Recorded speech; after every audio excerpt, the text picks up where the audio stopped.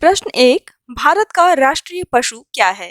आपके ऑप्शंस हैं एक गाय, दो भूरा भालू, तीन पैंथर, चार बाघ। आपका समय शुरू होता है अब। 5, 4, 3, 2, 1. आपका सही जवाब है चार बाघ। भारत ने बंगाल टाइगर को राष्ट्रीय जानवर के रूप में चुना है। अप्रैल 1973 में जब बाघों के संरक्षण के लिए प्रोजेक्ट टाइगर की शुरुआत हुई थी, बंगाल टाइगर को राष्ट्रीय जानवर का दर्जा दिया गया। हिंदू पौराणिक कथा तथा वेदों के समय बाघ एक सशक्त प्रतीक था। इसकी खाल मोटी और पीले रंग की है, जिस पर गहरी धारियां हैं। बाघ की शाही सुंदरता, ताकत, फुर्ती और शान लंबे समय तक चर्चा में रही है। प्रश्न दो, भारत का राष्ट्रीय पक्षी क्या है? आपके ऑप्शंस हैं एक कौवा, दो मोर, तीन गौरैया, चार कबूतर। आपका समय शुरू होता है अब। 5, 4, 3, 2, 1. आपका सही जवाब है दो मोर। मोर भारतीय राष्ट्रीय पक्षी है।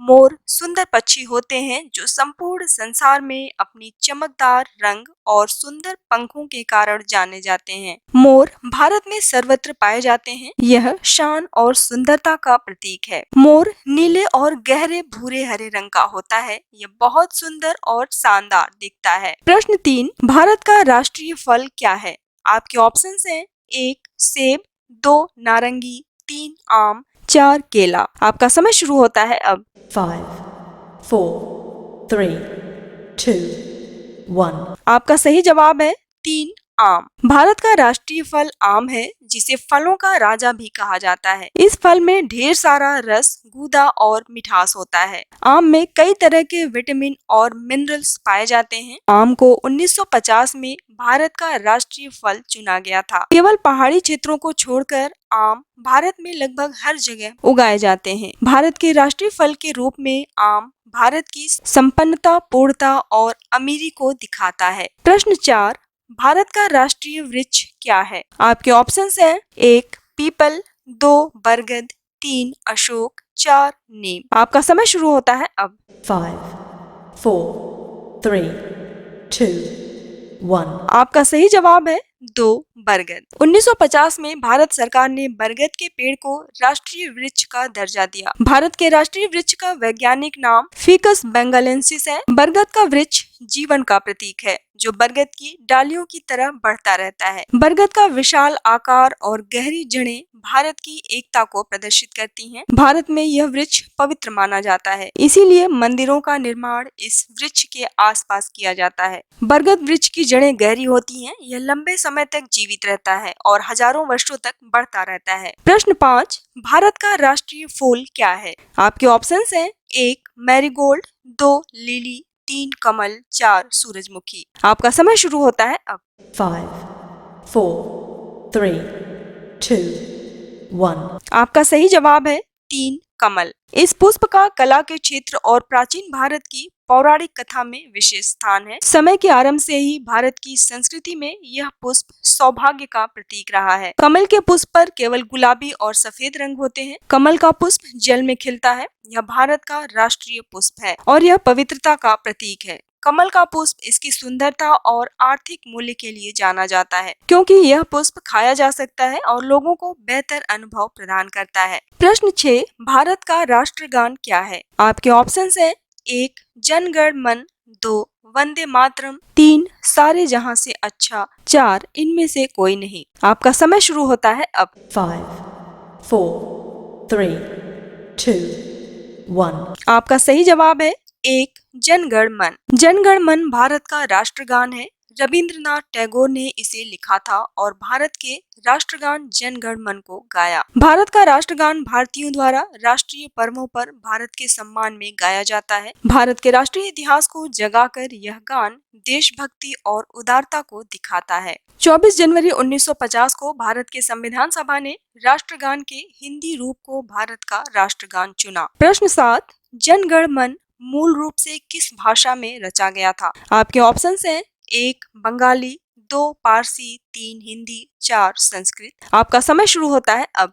5, 4, 3, 2, 1. आपका सही जवाब है एक बंगाली। 11 दिसंबर 1911 को भारत के नोबेल पुरस्कार विजेता रविंद्रनाथ टैगोर ने बंगाली भाषा में एक गीत लिखा। बंगाली कवि, उपन्यासकार, लेखक, दार्शनिक, समाज सुधारक और चित्रकार रविंद्रनाथ टैगोर कई विषयों के विद्वान थे। 24 जनवरी 1950 को संविधान सभा ने राष्ट्रगान के हिंदी रूप को राष्ट्रगान के रूप में चुना। प्रश्न 8, भारत का राष्ट्रीय गीत किसने लिखा? आपके ऑप्शंस हैं 1 बंकिम चंद्र चट्टोपाध्याय, 2 महात्मा गांधी, 3 मोहम्मद इकबाल, 4 रविंद्रनाथ टैगोर। आपका समय शुरू होता है अब। 5, 4, 3, 2, 1. आपका सही जवाब है 1 बंकिम चंद्र चट्टोपाध्याय। बंकिम चंद्र चटर्जी को भारत के राष्ट्रीय गीत वंदे मातरम की रचना का श्रेय प्राप्त है। बंकिम चंद्र चटर्जी ने इसे अपने बंगाली उपन्यास आनंद मठ के लिए संस्कृत में लिखा था। यह मुख्यतः संस्कृत में लिखा गया, इसमें थोड़ी बहुत बंगाली का भी इस्तेमाल हुआ था। रविंद्रनाथ टैगोर ने 1896 में भारतीय राष्ट्रीय कांग्रेस की सभा में इसे पहली बार गाया था। भारत की संविधान सभा ने 24 जनवरी 1950 को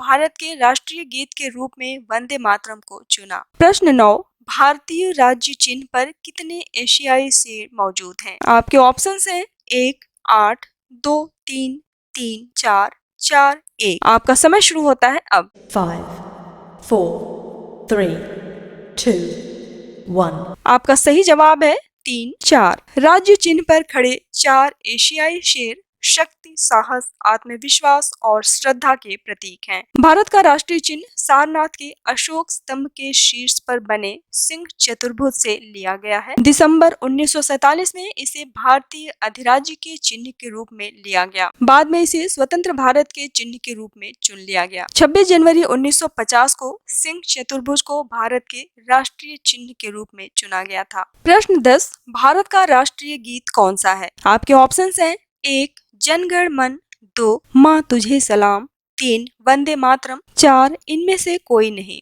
आपका समय शुरू होता है अब। 5, 4, 3, 2, 1. आपका सही जवाब है 3 वंदे मातरम। भारत का राष्ट्रीय गीत वंदे मातरम बंकिम चंद्र चटर्जी द्वारा 19वीं सदी में रचा गया। यह पहली बार आनंद मठ में प्रकाशित हुआ था और बाद में रविंद्रनाथ टैगोर द्वारा इसे गीतबद्ध किया गया। इस गीत को भारत का राष्ट्रीय गीत माना जाता है और यह भारत के गर्व और देशभक्ति की अभिव्यक्ति है। इस गीत का कई क्षेत्रीय भाषाओं में अनुवाद किया गया है और भारत के सांस्कृतिक और राजनीतिक समारोहों में इसे गाया जाता है। उम्मीद करती हूँ आपको ये वीडियो बहुत पसंद आया होगा, तो प्लीज वीडियो को लाइक कर दीजिए, अपने दोस्तों में शेयर कर दीजिए और चैनल को फटाफट सब्सक्राइब कर दीजिए। और आपके पास अगर कोई सुझाव है या फिर जनरल नॉलेज के क्वेश्चन है तो उसे कमेंट बॉक्स में जरूर लिखिए। धन्यवाद।